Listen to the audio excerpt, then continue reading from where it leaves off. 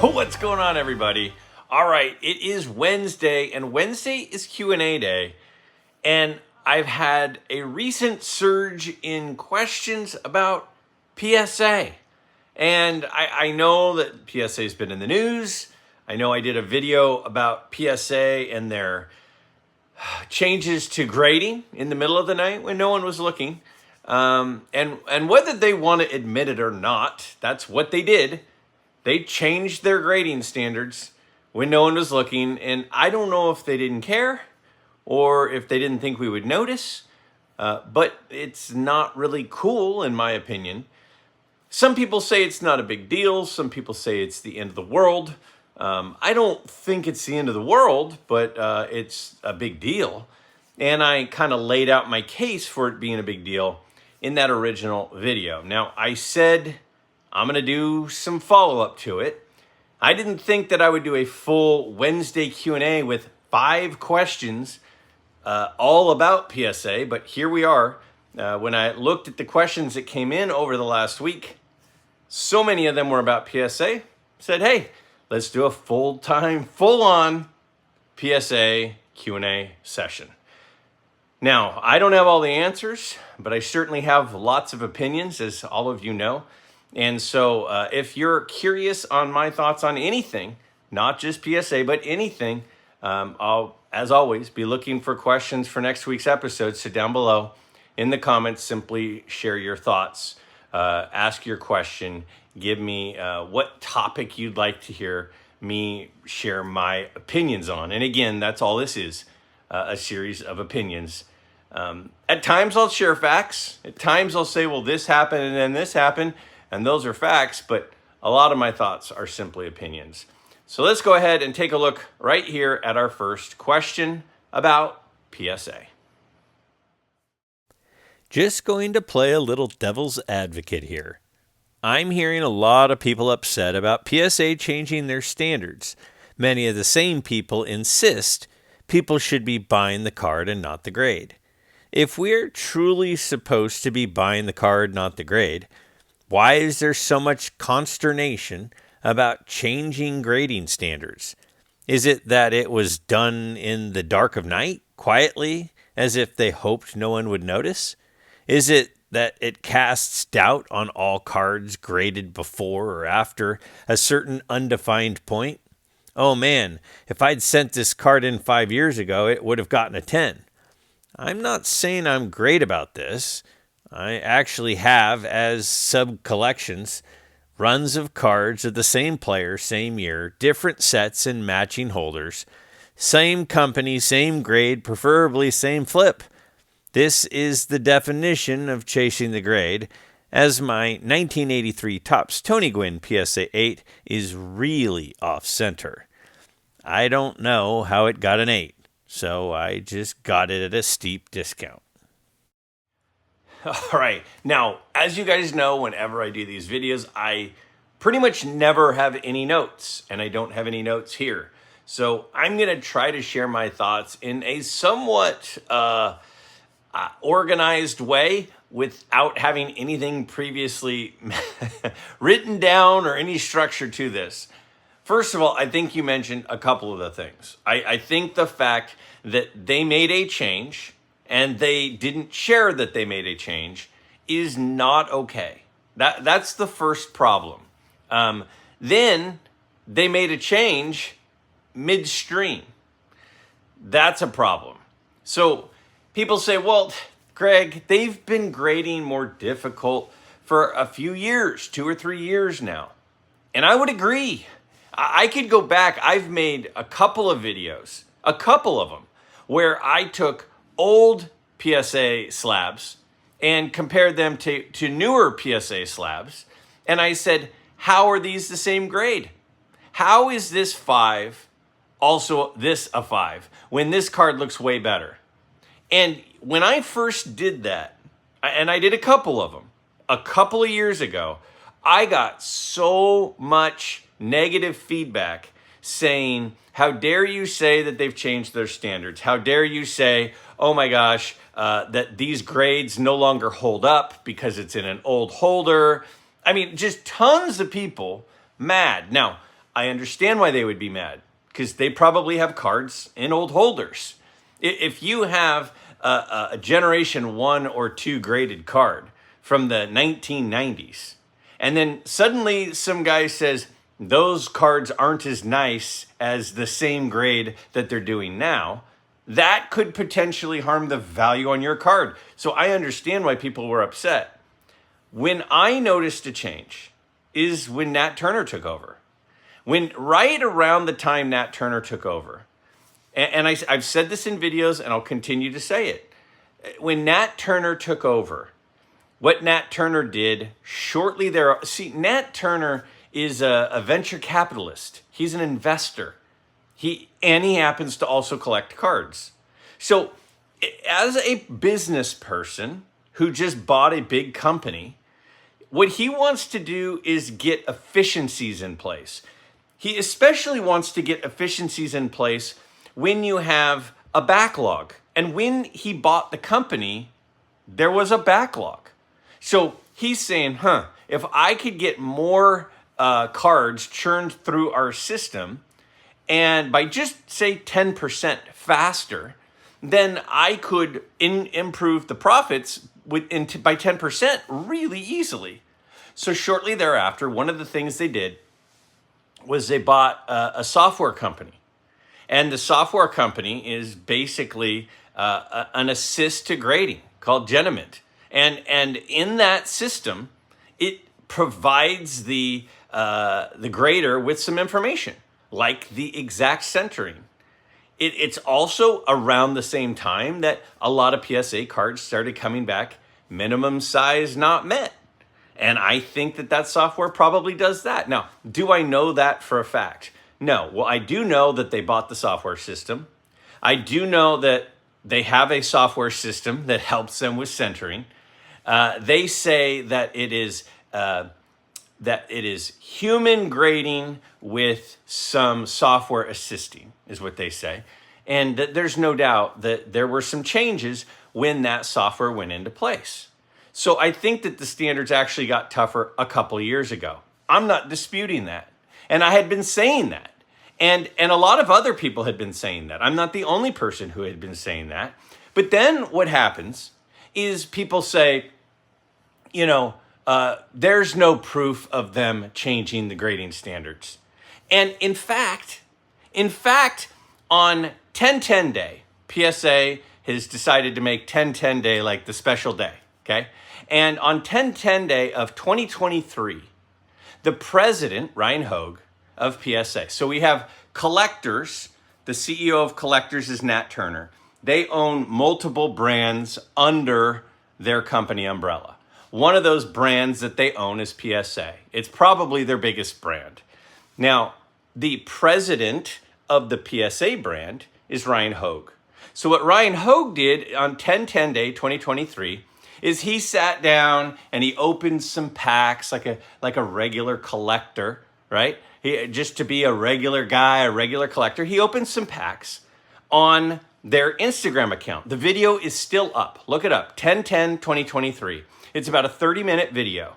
And they go through a box of Prism, which is way outside of my price range. I can't afford a box of Prism football, which they're opening, which are not cheap at all. And they're just opening them and kind of casually going through them. And they're asking some questions. Now, they're pre-screened questions. They're pre-done questions. You could tell because the guy sitting next to Ryan Hogue is literally reading them off of a cue card. He's looking to the right of the camera like this, reading the questions. And then he looks back at the camera, and then Ryan Hogue answers the question like he didn't know what question was coming.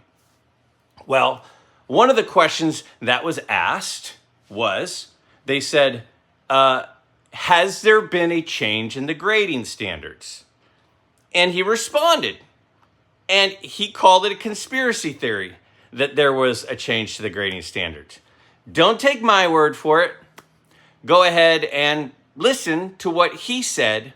And again, this is 10-10-2023. So this is what, about 16 months ago? Less than a year and a half ago. Check it out. This is something we get asked about a lot. And, as someone who looks at our social mentions and DMs every day, I'm never surprised or I'm not surprised at all that we got questions about it today. But a lot of chatter in the hobby community is about whether PSA changes its grading standards as time goes. People, you'll see comments like PSA is being really tough lately if they got an order back where some grades were under where they expected, or is it, the term pop control comes up a lot. So here's a good chance to just address it head on, to really give the transparency as to what really happens in the grading room as far as that's concerned. Yeah. No, this is good. And I'm happy to talk about it and try to quell some of the conspiracy theories. So the grading standards have not changed. There's always been a range of what's acceptable, and this is published on our website, and you can read what's a PSA 8, what's a PSA 9, what's a PSA 10. So, what we have here is, we have PSA saying, conspiracy theories, there's been no change to the grading standards. And then they come back and they say, in the middle of the night, they don't even tell us. They still haven't addressed it. They just, in the middle of the night, toward the end of January, on their website, changed the grading standards from approximately 60-40 to no greater than 55-45 for a 10.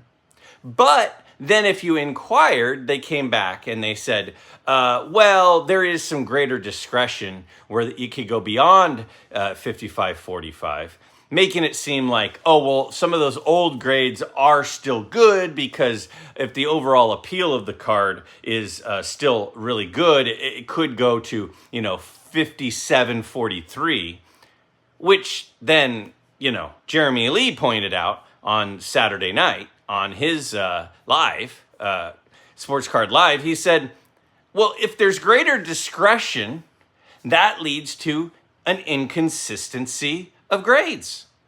Greater discretion, that gray area where a grader can go outside of the limits, means we're going to have a lack of consistency. The tighter the rubric, the more consistent the grade. So that's probably, if that's even true, part of the reason why we've seen a lack of consistency. Doesn't mean it's necessarily going to get the same grade, because it's a grader's opinion and there's ranges and standards, so it could grade something differently. Just because it got a PSA 8 the first time doesn't mean it's always going to get a PSA 8. It could get a 9, it could get a 7, it could get a 7.5. So, so that's kind of where I'm at with it, and I do understand the question. But I don't think PSA seems to understand what a big deal this is. Let me throw out another example in a way that a lot of us can relate to. So again, you guys know I'm a teacher and I have a grading scale. And my grading scale is 90 to 100% is an A. And 80 to 90% or 80 to 89.4% is a B. Like, there are clear limits to what you need for an A or a B. Now, on the first day of class, I pass out a syllabus. And I go over the class, I go over expectations, and I go over the grading scale. And it's in print. And I have them, my students and their parents, sign a form saying they understand the grading scale. Now, they're held to that, and I am held to that. Imagine if, with 2 weeks left, a student looks on their grade and they have a 93%. And they say, why does it say I have a B? You said at the beginning, Mr. Miller, you said at the beginning, 90% to 100% is an A. I have a 93%, it says a B. And I said, well, I decided to change. I felt like it was too easy to get an A because a lot of people were getting A's. So I've decided to make it 95 to 100% as an A. And now 85 to 95 or 94.5% is a B. So you now have a B. Well, Mr. Miller, you didn't even tell us this. You just changed it? Yeah, it approximately. I mean, if you have like a 94% and you've been working really hard, I might still throw you an A, even though, it's not really in my new limits, my new guidelines. But that's what I've decided to do. That's what PSA did, guys. That's what PSA just did. If people would quit buying graded cards, we wouldn't be talking about this anymore. I can't believe people are getting rich off grading, and I have collected since I was 8, and I have 3 graded cards. I hate the hobby and how it has been destroyed by grading and the love for money. Tell me I'm wrong. Okay. I don't think you're wrong. I don't think you're wrong, but I do think that there are some positives in grading. And I do think that and I think that if you look at PSA over the course of, since they've been around 35 years or so, 30 years, about 30 years. If you look at the last 30 years since PSA has been grading, for a lot of that, there was a good amount of consistency. There was a good amount of reliability. The turnaround times were reasonable. The prices to grade were reasonable. Very recently, a few things have kind of gone a little sideways. And I don't think that your point is unwarranted. But let me share what happened, or at least in my perspective, what happened. See, in the 1990s, we had the dot-com boom. All of a sudden, the internet went from something that was mostly used by the government and a way to transfer information by the government to something that anybody could participate in. And a personal computer is now connecting to the internet, and businesses are popping up and flourishing like crazy. We all know this. Well, one of the things that happened is e-commerce went through the roof. It went through the roof. People were no longer getting those old J.C. Penney catalogs that were that thick and flipping through them and ordering things. People were going to websites and ordering things. Now, when you have a two-dimensional object like a sports card, when you have a three-dimensional object like a sports card, right? You can go up and down, left and right, and then there's depth to it. That's where creases come in. That's where surface marks come in. A sports card is a three-dimensional object, but a two-dimensional picture can't always show some of the issues to the three-dimensional aspects of it. So what happened was people started getting cards graded because it protected them, because it authenticated them, but also and mostly because it gave a buyer who was looking at a 3D object in 2D a pretty darn good idea of the approximate condition of a card. And by doing that, it helped sports cards to grow and for buying and selling, to transact across, the internet. So what that did is it made it where if somebody sent me a picture of a card and I said, yeah, $100, it looks like a nice card. I don't see any issues with it. And then it's ungraded and it shows up and it's got paper loss on the back and it's got a couple of creases that I couldn't see in the picture. Well, that's not going to last, because it's really, really easy for somebody to take advantage of a potential buyer. But what grading did is it gave an assurance. You said, oh, it has a 7. The grade has a 7. That means that it doesn't have any creases. It doesn't have any wrinkles. It doesn't have any paper loss. It provides some assurances for the buyer. So, a lot of people right now are trashing grading. I'm not trashing grading. I have some issues with some grading. I have some issues with the grading companies, some of them. I've been accused of hating on PSA. I don't hate PSA. I have cards at PSA being graded right now. I've said that before. I'll continue to say it. I've sent cards to SGC. I've sent cards to PSA. I have cards that are ungraded. Every card is a different situation. And I have cards there right now. I do not hate PSA. I'd say 60 to 65% of my collection is in PSA holders. 35 to 40% of my collection are in SGC holders. And I say that, but 80% are graded, 20% are ungraded. My point of what I'm trying to say is I'm not here to bash PSA. See, the problem with PSA is they're kind of just doing whatever they want. And there's nobody to hold them accountable. Nobody. They can do anything they want, including just randomly changing the grading standard. And the only people that can hold them accountable are the collectors by choosing not to use them anymore. But as long as so many cards have a premium, if they're in a PSA holder, if there are people who are dependent on getting them in PSA slabs because of the set registry, if there are people who are intent on making sure that their collection are in matching slabs, and there are a lot of people who only trust PSA. As long as all those things are true, what's going to happen is PSA can do whatever they want, including changing the grading standards. I feel like it's my obligation, whether I like it or not at this point. I have a platform.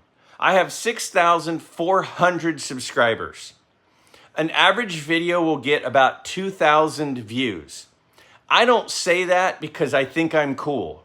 I say that because that means a fair amount of people are going to be watching this. And if a fair amount of people are going to be watching this and nobody's going to police PSA, I feel like part of my obligation is to put things out there, to try to hold them accountable, to try to have them say, oh, they're saying a lot of stuff. Maybe we should address this. The fact that PSA 3 weeks ago or so changed their grading standards, 4 weeks ago maybe even, we don't even know when it happened, changed their grading standards on their website, and they have still, maybe a month later, not made any sort of formal statement, not had anybody at the company come out and tell us what's going on. The only thing we've gotten is this auto-generated response that some people got when they sent in a question to PSA. This is a big deal to change these standards, not just for 10s, but for multiple grades, and they've not even said anything yet. The reason I'm not going to stop talking about this, because some of you, a lot of people have already clicked off and they've said, I'm not listening. He's going to rant again about PSA. There he goes. More PSA talk. I'm not listening to this. And I don't blame you. But here's the deal. Until PSA either comes on this channel and answers some questions or comes out and actually says something, I feel like I have a moral obligation to talk about it. To say, hey, remember when PSA just changed the grading standards? Which potentially could have changed the value of a bunch of cards? I feel like I need to do that because of the platform that I have at this point. So I'm not going to stop talking about it until PSA gives an explanation as to what in the heck they were thinking. Back to your original point, though. Your original point was, why do we keep sending things in for grading? I can't speak for everyone. Some people do it for protection. Some people do it for authentication. A lot of people do it because the commerce is so much easier, because even though grading's not perfect, it does provide us with some additional information that can't be seen in a picture, which provides a little bit of a safer transaction for a distance transaction to take place with cards. And a lot of us have benefited from that because the values have gone up as a result of that. And I totally understand why people would be all about that. So lastly, the thing that a lot of people have talked about is my daughters don't know anything about cards. My wife doesn't know anything about cards. If in a couple of years I drop dead and they have all these cards, they don't even know what they are. So if they take them down to the local card shop and say, hey, I guess I want to sell these, and none of them are graded, they're not going to give them the right price. They're not going to give them a fair deal.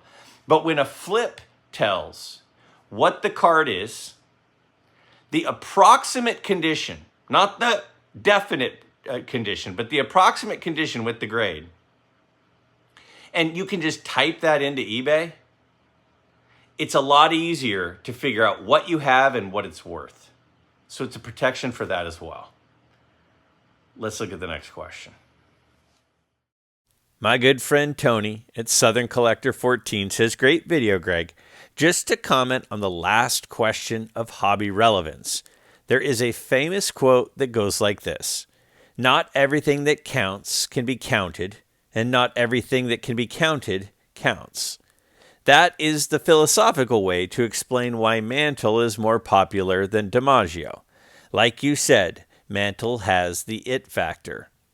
For the question for next week, we have talked about the PSA standards changing and treated SGC as the little stepbrother. If I were to make you the CEO of Collectors, what would you do to fix the problems with both?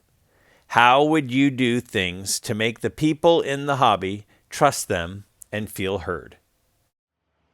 Now, I appreciate what my good pal Tony is asking here. Okay, there are issues. It's easy to complain. It's easy to say, look at that, look at that, look at that. But the hard part is, well, then what should be done differently? Now, there's quite a few things that should be done differently. And again, I don't have any notes. So I'm going to do all this off the top of my head, stream of consciousness, and I hope that I do a good enough job of suggesting some things that should be done differently. Now, the first thing that needs to happen is Nat Turner, the owner of the whole thing, should come out and explain what happened with the changes in the grading, why it happened. They should explain to us what is different about how they're grading right now than 5 years ago. There is no transparency. I'm incredibly excited to welcome PSA President Ryan Hogue to our studio. Thank you for taking part in the Q&A today. You know, we have a growing focus here on transparency, and we thought, what better way to celebrate 10-10 Day on the calendar by having you here with us to speak directly and answer questions from some PSA customers and our followers. Now, PSA is the worst with transparency. SGC is much better. Peter is much better with transparency than PSA. But you notice, Peter hasn't been seen much lately. Peter was going on channels a lot. Peter agreed to come on my channel. We were interacting about him coming on my channel back in October. And then all of a sudden, radio silence. Why do you think that is? You think Peter just suddenly doesn't want to come on? You think Peter just suddenly doesn't want to go on anybody's channel? Why did Peter stop doing that? Well, I've got a guess. Pick me. I've got a guess. Well, my guess is PSA wants us to be in the dark. No, I'm sorry. Let me back up. Collectors doesn't want us to know what's going on. They don't want us to know what's going on. That's why they've never given us a real tour of their facility. They've never taken us from step 1 to step 2 to step 3.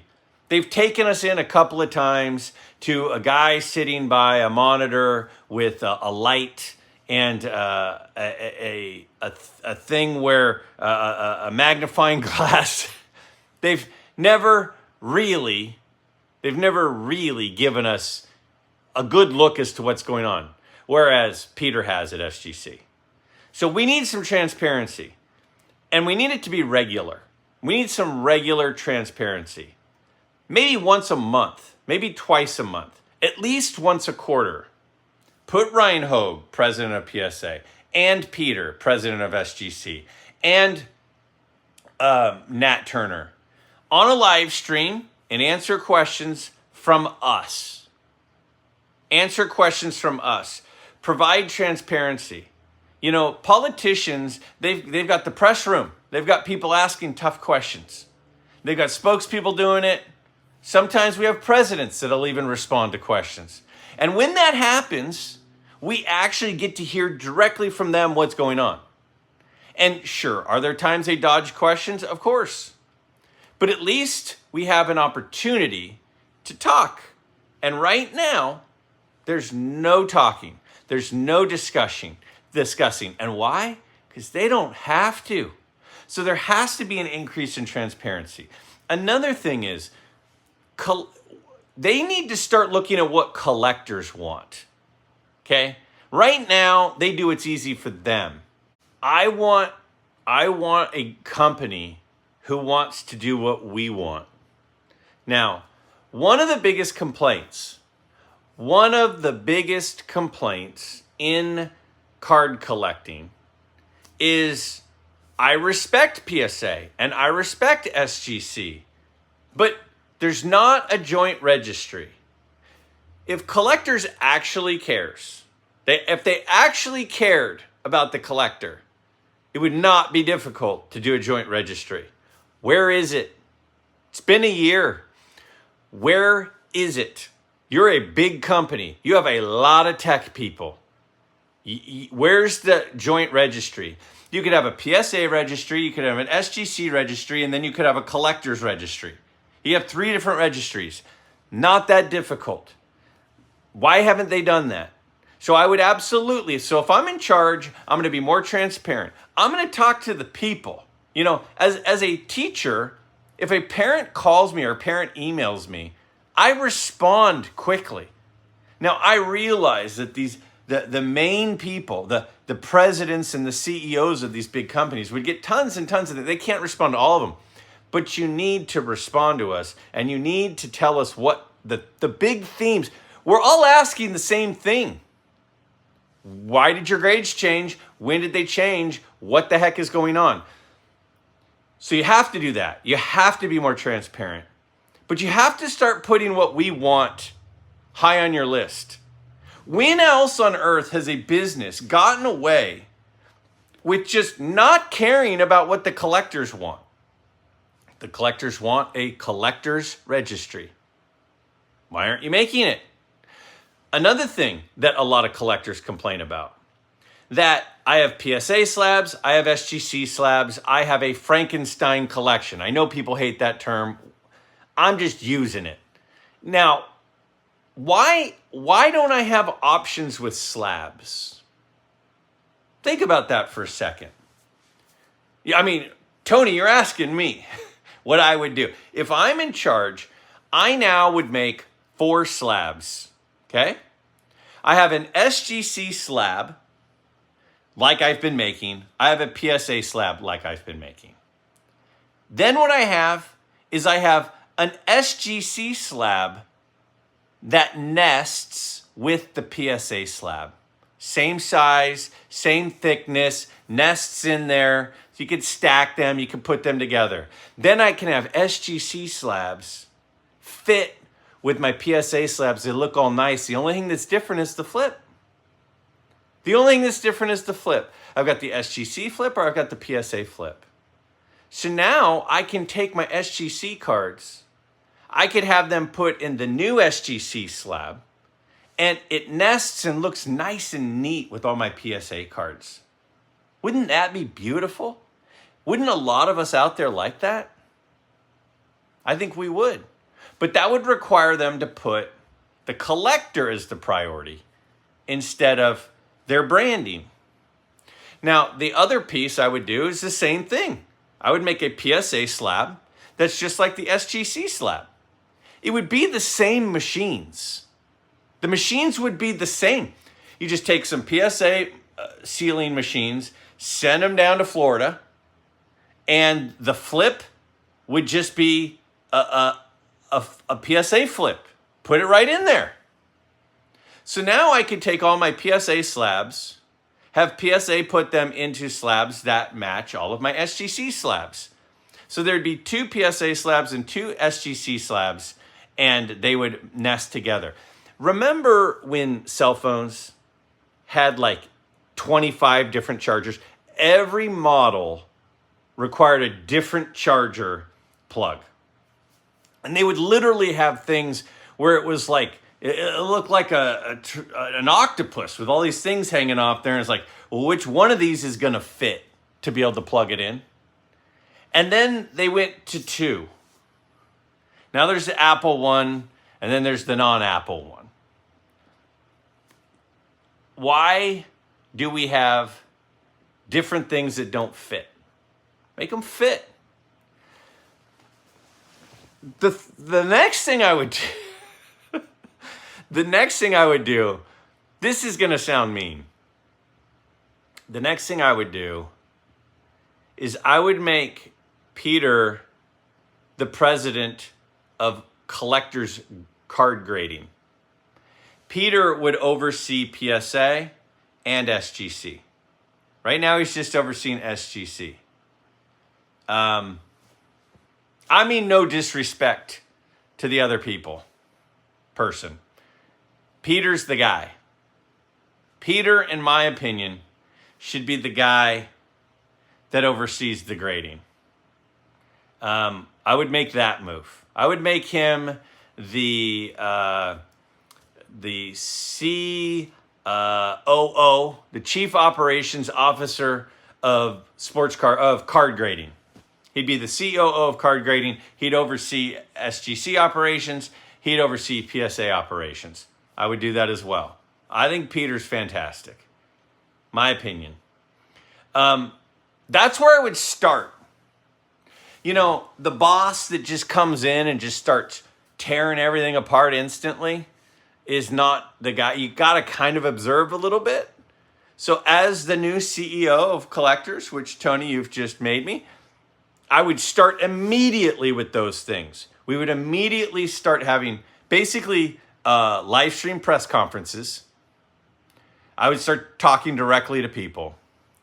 I would change the slabs. I would have slabs that nest together. PSA with SGC and SGC with PSA. I would have a universal registry. Not because that's good or bad for the PSA brand, but because that's what collectors of sports cards want. And you're supposed to be serving us. And then I would have Peter take over all grading operations. Because he clearly knows what he's doing. And that would be refreshing. Comparing PSA and SGC as premium and low cost is interesting. I believe this is totally misguided. Yes, PSA costs more, and they will grade signatures and the registry. However, in what way are the cards and the slabs premium versus low cost? If you are buying the best card, the slab shouldn't matter. If I can get a card of the same quality in a PSA or SGC slab, and the SGC is cheaper, then the perception that the card in the PSA slab is premium is ridiculous. The quality of the card determines whether it is a premium or low cost. If I have to pay more for the exact same card in a PSA slab, well, that is just stupid. I understand this is how a lot of people are thinking, but you showed us the light. I have bought a few undergraded cards, high quality cards in PSA slabs, but I am not keeping them in those slabs. That would make me stupid. So my question is, would you like to reframe your comments on this? Thanks for all your videos. I also want to commend you for continuing to submit to PSA. I appreciate you continuing to experiment and sharing your results with us. Okay, so I don't think I don't think I need to walk back anything that I said, but I want to clarify what I said.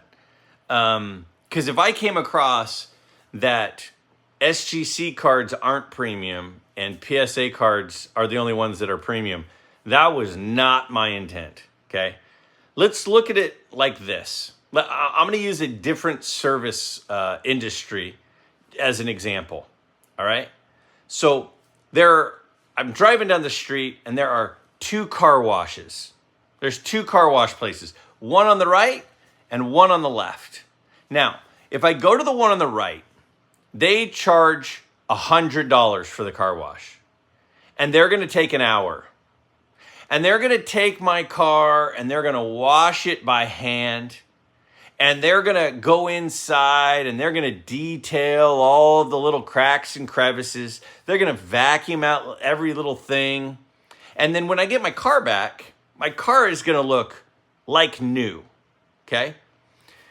That doesn't mean that my car is any better because I went to that one. I just chose that one. The guy who's driving the 1984 Toyota Camry, he can go to that car wash. That car wash offers a lot of services. They offer, free vacuums, and they'll vacuum it out for you, and they hand wash it and they hand dry it, and they recalibrate all of your different levers and things on your windshield, and they top off your fluids under the hood, and they just offer all of these services that they do. Or I can take my same car to the other side of the street, and I can drive it in, and it's going to make my car very clean. And then it's going to blow dry it. Like the blower is going to dry, and it'll still be a little bit wet though when I get out. Same car. You could take the brand new Lexus to the $100 car wash, or across the street to the $10 car wash. Both are going to clean your car. And for me, I'm totally fine with the $10 car wash. Or I could take my 1984 Toyota Camry to the $100 car wash or the $10 car wash. Either one is fine. One offers all of these services. They offer a bunch of bells and whistles. PSA offers grading of autographs, aftermarket autographs. They offer the registry. They offer connections to the vault, from grading to the vault to list on PSA. They offer all of these different things, okay? Whereas SGC offers grading of the card. And I think they do a really good job. In fact, you might even say that the car actually comes out cleaner at the car wash across the street. That's $10. But at the $100 car wash, there are all these other options available. That's the difference. PSA has a laundry list of things that they offer. SGC has fewer things that they offer. And as a result, Collectors, the owner of both, is trying to encourage people to pay more because of all the extra bells and whistles. And Collectors is not as interested as making SGC out to be the one with all the bells and whistles. They just simple grading, get it in, get it out, looks good, done, graded, out. That's it. That's what I'm saying. I'm not saying that either is bad. I'm not saying that the cards in one are better than the other. I'm not saying that at all. And in fact, most of the time I would go to the cheap car wash because I actually think my car comes out looking better afterwards than the expensive one across the street. But they are trying to make the perception that PSA is the premium one because of all of the services that they offer versus the more simplified, scaled down version of SGC. I'm not saying I agree with it. I'm saying it appears that that's what they're attempting to do. Okay, so if today's 6s are yesterday's 8s, the PSA set registry is now not relevant.